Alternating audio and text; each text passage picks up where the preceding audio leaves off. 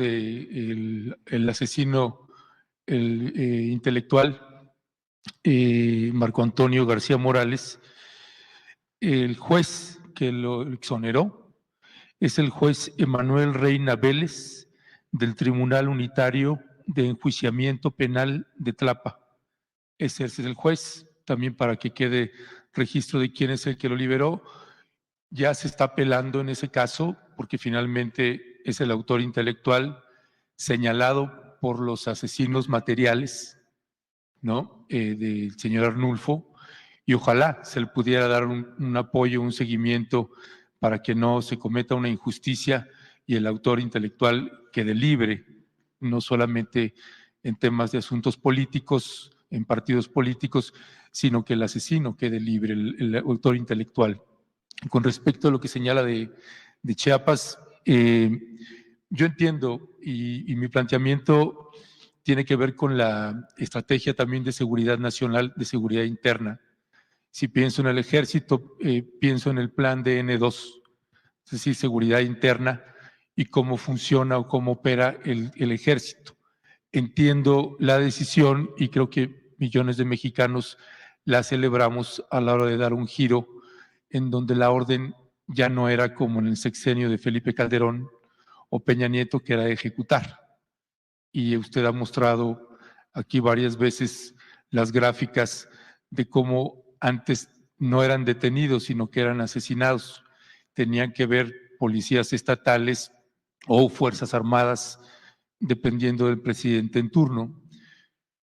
Aquí, en materia de la decisión interna, de la operación interna del Ejército y de la Guardia Nacional, es que uno entiende que no intervengan durante una confrontación, la que hubo en Lajerío, en frontera Comalapa, en septiembre pasado. Los pobladores en los testimonios dicen, el ejército llegó 2 días después de los enfrentamientos. Cuando cesaron los disparos, el ejército entró. Yo puedo entender una lógica en ese sentido de evitar un enfrentamiento tipo la decisión que se tomó en el caso de Sinaloa hace años atrás. El punto es que las poblaciones están de veras a la intemperie y muchísimos perdieron el trabajo. Cuando usted saca las gráficas, por ejemplo, la vez pasada, que si los índices de violencia o de ejecutados o de personas que perdieron la vida, que fueron asesinadas, si en Chiapas disminuyó y la ponen un dato casi hasta el final en comparación con los otros estados, lo que no se mide ahí es qué poblados fueron tomados por los cárteles. Y aquí hablamos de las presidencias municipales, de los transportes, que es lo primero que vemos que toman el control. Y que cuando se toma el control, lo mismo hicieron en la zona altos, incluyendo San Cristóbal, incluyendo Chenaló y toda esa parte de la zona altos. Acá en frontera Comalapa hicieron lo mismo. Son los transportes públicos, las mototaxis y los locatarios los que no quisieron entrar al cártel, perdieron sus locales. Los taxistas que no quisieron entrar, perdieron sus taxis. ¿Qué va a hacer esa gente ahorita? ¿No? Porque ese es le prometo que no le miento, que es un terror que se tiene ahí de cómo lo están viviendo. Y esa parte en materia de la estrategia de seguridad nacional, cómo se va a atender a estas poblaciones. Y ojalá no se tome como que estoy golpeando a su gobierno. No tiene que ver con eso, tiene que ver con lo que estamos documentando ahí y que pues, uno ve a la gente y es muy fácil, a lo mejor desde la ciudad, pues dar una opinión y con otros compañeros o colegas, o como los que ponía usted aquel día, actores de la oposición, expresidentes, que dar una opinión sin ir ni ver lo que está viviendo la gente ahí. Esa es la parte, presidente, que nosotros queremos colocar. Sí, vamos avanzando, vamos avanzando.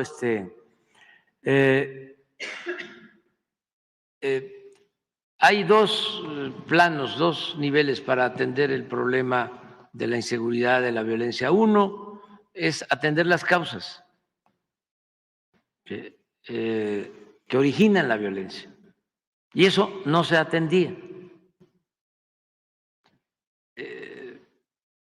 Yo les comento que no, o repito, no se atendía a los jóvenes. Por ejemplo, y ahí están los datos, 5 sexenios atrás, 7,000 millones para atender a los jóvenes. 7,000 millones en 30 años.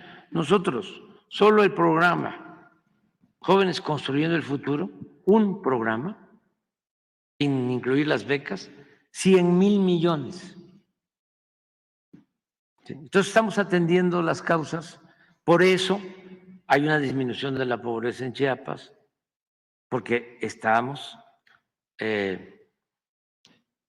dándole respuesta a la gente, que no le falte lo básico, que tengan ingresos, que tengan para su alimentación, que tengan para sus satisfactores. Eso es una diferencia importantísima, muy importante. No hubiésemos podido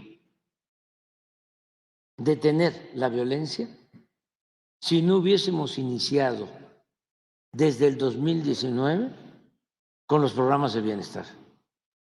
No hubiésemos podido. No se puede, ni teniendo un policía en cada esquina o 50 policías en cada comunidad. No.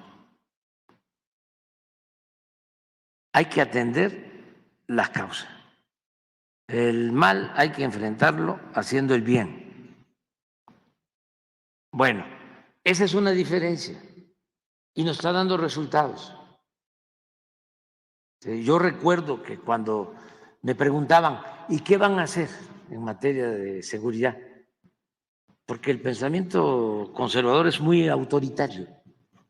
Mejor dicho, los conservadores son muy autoritarios. Todo lo quieren resolver, ¿sí?, con la mano dura. Se ponían así enfrente de la televisión. Decían, no me va a temblar la mano. Eso era lo que decían. La ley es la ley. Cada vez que se expresaban así y los vamos a aniquilar o van a tener su escarmiento, no, matanzas de jóvenes, no, eso no debe aplicarse, pero no solo en México, ¿no?, en el mundo hay esa postura fascistoide. Es el diente por diente. La ley del talión es una concepción. La fuerza. Entonces, eso no.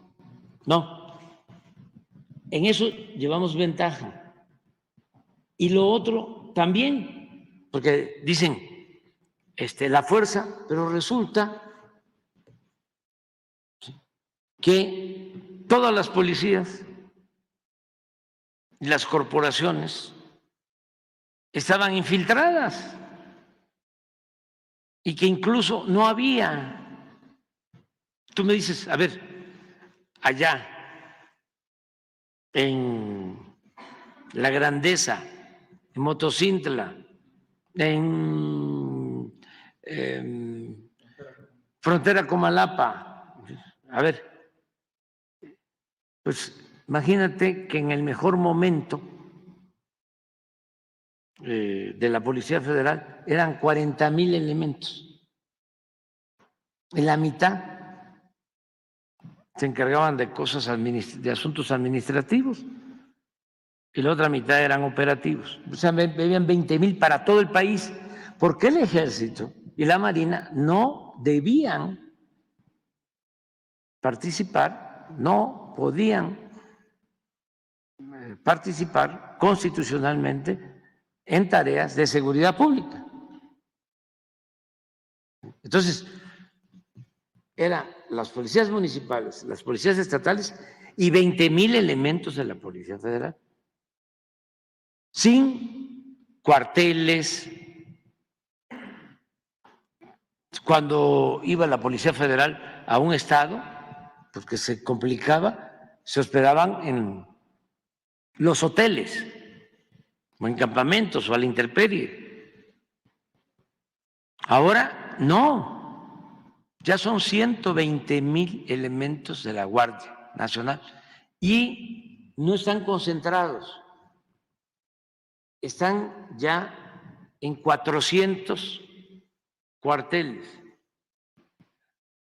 Y estoy seguro, no tengo el dato preciso, de que en esta región de la que estamos hablando, en Cintalapa, en Motocintla, ¿sí? En Chicomucelo, en La Angostura, ahí debe de haber, ¿sí?, algún cuartel de la Guardia, o sea, y van a quedarse fijos. O sea, y en Chiapas vamos a tener ya un número importante de cuarteles en todo el estado. Y ahora puede ser que estén extorsionando y actuando de manera delictiva estas bandas, pero no hay impunidad. No se permite la asociación delictuosa entre autoridades y delincuentes. Entonces, es cuestión de que vayamos avanzando y vamos a lograr. Aquí está. Mira, todas estas de amarillo no existían. Son cuarteles de la Guardia Nacional. Y vamos a tener en todos lados. Mira, tenemos el cuartel.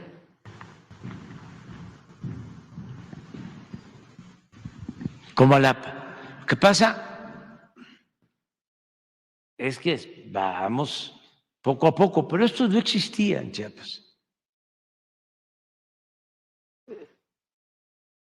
Tan es así que aquí cerca, por aquí,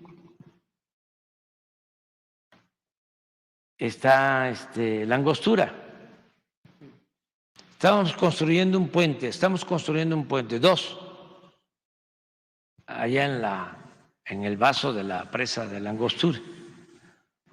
Y de repente empezaron a extorsionar a los constructores del puente, de La Angostura, que ya lo fui a visitar.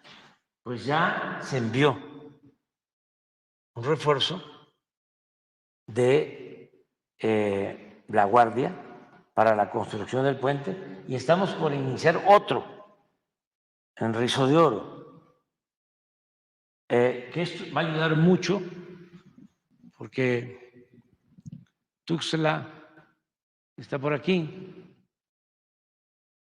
y de aquí para acá, en línea recta, es muy cerca. Pero como hacen falta estos dos puentes, se tienen que venir por acá.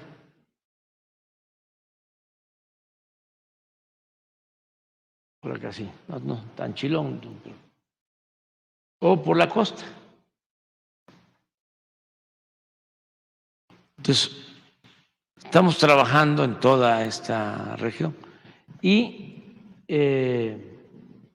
vamos a seguir y cuando terminemos van a quedar muchos elementos. ¿Cuántos tenemos ahora en Chiapas de la Guardia Nacional? Miren, mientras le pasan ese dato, ahí está ya. 4,000. No, una anterior que tengas. Eso. Mira, Este es muy interesante. Estas son las fuerzas de seguridad en Chiapas. Solo lo que tiene que ver con el gobierno federal, Fuerza Federal, Ejército, Marina y Guardia, 15,000 elementos. ¿Sí? Policía estatal y municipal, 8,000. Son 23,000 elementos. Nosotros tenemos casi el doble. Esto no existía en Chiapas. Y vamos a seguir reforzando las acciones para proteger a la gente. Sí, ese es el punto que plantea la gente. ¿Qué está haciendo la Guardia Nacional o qué está haciendo el Ejército? Poniéndole este ejemplo, por ejemplo, de Chicomucelo, frontera con Malapa, La Concordia, donde incluso tenemos testimonios de gente de Tuxtla y de La Concordia que trabajan en el Tren Maya y que sus familias que son de ahí ya se exiliaron, están en Estados Unidos y tenemos los nombres y todo, porque dicen, tomaron el control, nos despojaron de nuestra tierra, asesinaron a los trabajadores, los colgaron en una de las presas que está ahí, y están los testimonios con los datos. El punto es la presencia de la Guardia Nacional en esa lógica de la estrategia de seguridad, que insisto, yo comparto esa parte de no estar confrontando, pero hay una línea con la defensa a la población cuando está siendo atacada o secuestrada o presionada. Y ese es, me parece que un hilo delgado que las poblaciones no terminan de entender, porque dice, pues aquí está la guardia, pero nada más los ven pasar y no los detienen y no hacen nada. Y creo que hace falta ahí una comprensión mucho mayor e información de qué están haciendo y cómo supervisamos el trabajo que hacen ellos, Sí. por ejemplo, ¿no? Ahí vamos avanzando. Es atender las causas, que haya bienestar y que tengamos presencia de las Fuerzas Armadas, de la Guardia Nacional, para proteger a la gente, sin represión. Le voy a poner un caso que aquí se vio. De repente, porque estos grupos, ya sea por manipulación, por antes más, por la necesidad que tenía la gente de recibir una despensa, van creando una base social de apoyo. Ahora ya menos, mucho menos. O a veces también por la fuerza. Entonces tienen esa base social. Esto pasaba mucho con el robo de los combustibles, huachicol. Se ganaban el apoyo de la gente. Bueno, allá en la Lacandona, todavía hasta hace poco, llegaba un avión con droga, ¿sí? Y había una base social que protegía a los delincuentes, a los narcotraficantes, para que no permitiera que entrara la Guardia Nacional o el Ejército y pudiesen sacar los paquetes de cocaína y llevárselos. Porque si no, la gente detenía a miembros de la Guardia Nacional. O sea, estamos hablando de la realidad. Poco a poco eso ha ido cambiando, la gente nos ha ayudado mucho y ya no se presta, y pues también van perdiendo el miedo, porque la libertad no se implora, la libertad se conquista y uno no puede ser esclavo. Le agradezco, presidente. Yo nada más cerraría diciéndole en los pendientes que quedamos. Sí. Esta es mi segunda intervención Sí. en el año y la del 30 de diciembre quedó pendiente que nos respondiera el secretario de Comunicaciones y Transportes quién es el dueño del viaducto Bicentenario y por qué. El dueño del viaducto Bicentenario. Sí, es que está OHL Aliática, pero el abogado Paulo Díez Gargari ha peleado y ha demostrado también ahí que no es que no debería ser y que debería ser un bien de la nación y quedó de responder ese 30 de diciembre del año pasado. Bueno, pero y no respondió. hoy o mañana te responde.